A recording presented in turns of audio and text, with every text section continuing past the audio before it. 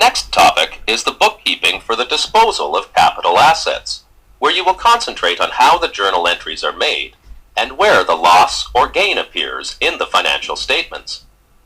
When a company disposes of capital assets, the bookkeeping treatment requires that the original cost and corresponding accumulated depreciation to date be removed from the general ledger accounts, and that any gain or loss resulting from the disposal be recognized on the income statement. As you learned earlier in this lesson, when capital assets are depreciated, the original cost is not reduced in the books. Instead, a separate account, accumulated depreciation, is credited with the annual depreciation charges. The difference between the cost and the accumulated depreciation is the net book value of the asset. When a capital asset is sold, the bookkeeper would identify the original cost of the asset and calculate the amount of depreciation claimed from the date of purchase to the date of sale. The bookkeeper would then put through a journal entry to remove the asset and the corresponding accumulated depreciation from the books.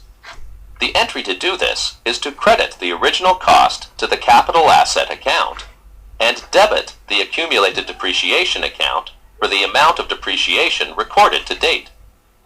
The difference between these two amounts is called the net book value. The difference between this net book value and the selling price of the capital asset represents the gain or loss on disposal.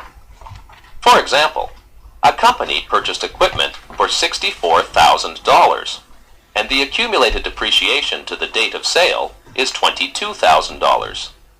The asset was then sold for $38,000. By taking the cost of the asset and subtracting the accumulated depreciation, we arrive at the net book value of $42,000.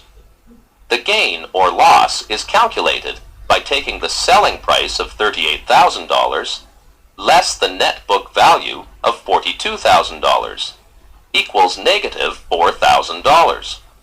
Therefore, a loss has occurred on the sale. The journal entry to record this transaction would be to debit loss on sale of capital assets for $4,000 and record the cash received as a debit to bank for $38,000.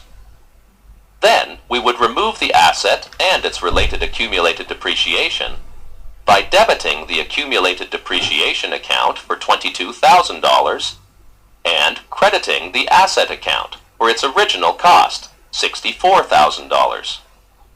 Since the company received cash when the asset was sold, we've debited bank for the proceeds. If the company didn't receive cash, the selling price would, instead, be set up as an accounts receivable. In the task, you will calculate the gain or loss on the disposal of a capital asset, and then record the transaction on the company's books.